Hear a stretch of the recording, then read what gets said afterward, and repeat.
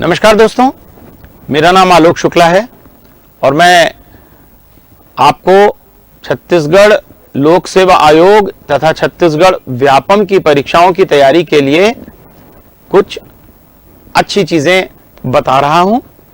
हमने इस तैयारी में सबसे पहले छत्तीसगढ़ के इतिहास के बारे में अपनी सीरीज शुरू की है, जिसके कुछ एपिसोड आप पहले देख चुके हैं। हम उसी पर आगे चलेंगे और छत्तीसगढ़ के इतिहास की आगे की बात करेंगे। तो आज हम बात करेंगे छत्तीसगढ़ में मराठा राज की। छत्तीसगढ़ में मराठों का आगमन सन 1741 में हुआ था।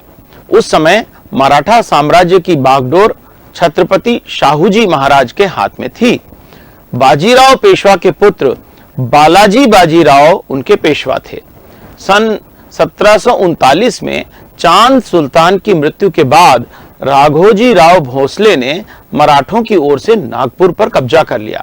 राघोजी राव भोसले मूलतः सतारा जिले के देउर ग्राम के थे। वे छत्रपति शाहूजी महाराज के सेनापति थे। सन 1741 ईस्वी में भोसला सेनापति भास्कर पंत ने रतनपुर राज्य पर आक्रमण किया। उस समय रघुनाथ सिंह रतनपुर के शासक थे। वो 60 वर्ष के थे और उनके इकलौते बेटे की मृत्यु भी हो चुकी थी, तो इसलिए उनमें लड़ने की इच्छा ही नहीं बची थी और उन्होंने आत्मसमर्पण कर दिया। भोसला आक्रमण के समय है शासन की दशा के बारे में हम थोड़ी सी बातें समझने की कोशिश करते हैं, जिससे ये पता चलेगा कि है या कलचुरी वंश ने इतनी आसानी से आत्मसमर्पण क्यों किया। सबसे पहले 18वीं शताब्दी तक है वंश का गौरव पूरी तरह से विलुप्त हो चुका था। उस समय रतनपुर के शासक रघुनाथ सिंह थे और रायपुर के अमर सिंह, जो दोनों ही नितांत शक्तिहीन हो चुके थे और उनमें महत्वाकांक्षा का बहुत अभाव था। है राज्य का संगठन दोषपूर्ण था। दृढ़ सेना का अभाव था। है सरकार आर्थिक रूप से दिवालिया हो चुकी थी। जनता पर कर का भार बहुत अधिक था। जेनकिंस ने लिखा है कि राज्य के अधिकांश भागों का विभाजन राज परिवार के सदस्यों और उनके अधिकारियों के बीच में हो गया था, जिससे केंद्रीय शक्ति कमजोर हो चुकी थी। तो इस तरीके से मराठा साम्राज्य छत्तीसगढ़ में प्रारंभ हुआ और कलचुरियों की शासन व्यवस्था का अंत हुआ। अब छत्तीसगढ़ में जो मराठा राज है उसको मुख्य रूप से 4 चरणों में बांटा जा सकता है। पहला चरण है 1758 से 1787 ईस्वी का, जिसको प्रत्यक्ष भोसला शासन कहते हैं, जब भोसले शासन के लोग स्वयं छत्तीसगढ़ पर शासन करते थे। उसके बाद 1787 से 1818 ईस्वी के बीच में सूबा शासन था, जब सूबा या एक उनके प्रतिनिधि का अपॉइंटमेंट, उनका नियुक्ति छत्तीसगढ़ में की जाती थी और भोसला सरकार की ओर से सूबा शासन किया करते थे। उसके बारे में हम लोग और विस्तार से बाद में बात करेंगे। उसके बाद 1818 से 1830 के बीच में जब अंग्रेजों ने एक तरह से मराठों पर अधिकार कर लिया था, तो उस समय ब्रिटिश शासन के अधीन मराठा शासन हुआ और 1830 में ब्रिटिश साम्राज्य ने पुनः मराठों को शासन वापस कर दिया। तो 1830 से 1854 के बीच में पुनः भोसला शासन शुरू हुआ। तो इस तरह से छत्तीसगढ़ में मराठा साम्राज्य की मुख्य रूप से 4 अलग अलग काल की 4 चरणों की बात है। सबसे पहले बात करते हैं प्रत्यक्ष भोसला शासन की।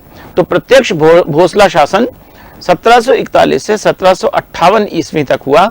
उस समय रघुजी भोसले ने अप्रत्यक्ष रूप से शासन किया। रघुजी भोसले के सेनापति भास्कर पंत ने 1741 में रतनपुर पर अपना कब्जा जमाया। उस समय रघुनाथ सिंह वहां के शासक थे। तो रघुनाथ सिंह को पराजित करके भास्कर पंत ने रतनपुर पर कब्जा कर लिया, लेकिन शुरू में उन्होंने रघुनाथ सिंह को ही मराठा प्रतिनिधि के रूप में वहां शासन करने दिया। लेकिन 1745 में रघुनाथ सिंह की मृत्यु के बाद जो मोहन सिंह उनके उत्तराधिकारी हुए, उनको फिर भोसलों ने उनको शासक नियुक्त किया।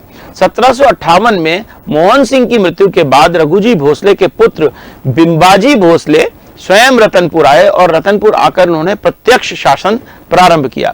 वे छत्तीसगढ़ के पहले प्रत्यक्ष मराठा शासक थे। रायपुर शाखा में उस समय कलचुरी वंश के अमर सिंह का शासन था। मराठों ने उनको राजिम और रायपुर और पाटन ये 3 परगने देकर 7,000 रुपए प्रतिवर्ष कर लेना प्रारंभ कर दिया। अमर सिंह की मृत्यु के बाद उनके बेटे शिवराज सिंह को जागीरें छीन ली और मराठों ने केवल उनको 5 गांव दिए और 1757 में रायपुर में भी अपना प्रत्यक्ष शासन स्थापित कर लिया।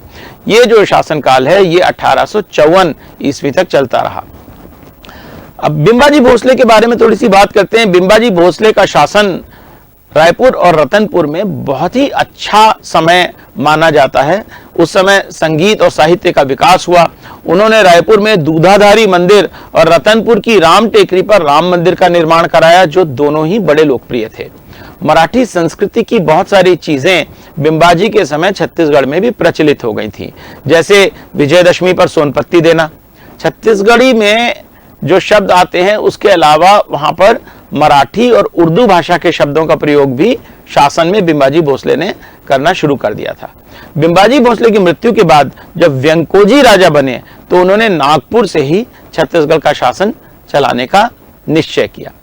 थोड़ी सी महत्वपूर्ण बातें बिंबाजी भोसले के बारे में जानना आवश्यक है, क्योंकि उनके बारे में प्रश्न पूछे जाते हैं।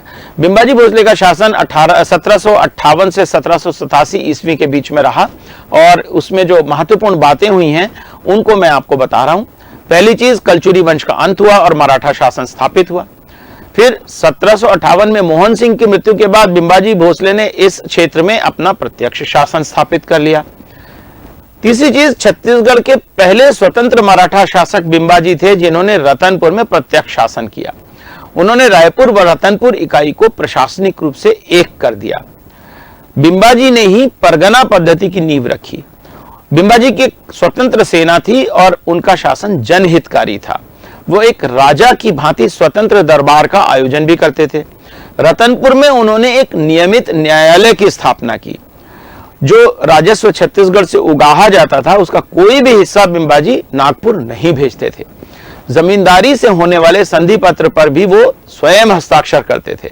उन्होंने खुज्जी और राजनांदगांव ये 2 नई जमींदारियों की शुरुआत भी की।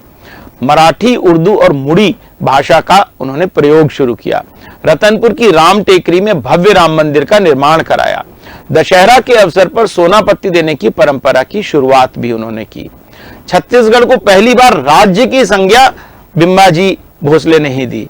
राजस्व संबंधी लेखा तैयार करवाकर राजस्व की स्थिति को व्यवस्थित किया। भवन निर्माण, कला, संगीत और साहित्य, इस सब का विकास बिंबाजी के समय में हुआ। रायपुर का प्रसिद्ध दूधाधारी मठ उन्हीं के सहयोग से बनाया गया था। बिंबाजी में सैनिक गुणों का अभाव था, इसलिए उन्होंने साम्राज्य का विस्तार नहीं किया। लेकिन बिंबाजी में धार्मिक कट्टरता नहीं थी। उनकी पत्नी का नाम उमाबाई था, जो 1787 में उनकी मृत्यु के साथ ही सती हो गई थी। उनकी मृत्यु के समय यूरोपीय यात्री कोलब्रुक छत्तीसगढ़ आए थे। कोलब्रुक ने अपनी किताब में लिखा है कि बिंबाजी की मृत्यु से जनता को बहुत सदमा पहुंचा, क्योंकि उनका शासन जनहितकारी था। वो जनता के शुभ चिंतक थे और जनता के प्रति सहानुभूति रखते थे। तो ये मराठा शासन का प्रथम अध्याय है जिस पर आज हम लोगों ने चर्चा की है। आप अगर और विस्तार से इसके बारे में जानना चाहते हैं तो alokshukla.com मेरी वेबसाइट पर जाकर PSC के लिंक को क्लिक करके आप इस पाठ को और लोक सेवा आयोग से संबंधित बहुत सारे दूसरे पाठों को लगातार पढ़ सकते हैं, समझ सकते हैं और YouTube पर भी ये वीडियो उपलब्ध रहेगा, उसको आप देख सकते हैं। मुझे इस सब के बारे में अपना फीडबैक देना न भूलिएगा। मेरा व्हाट्सएप नंबर 7007277568 पर आप मुझे अपना फीडबैक दे सकते हैं। नमस्कार।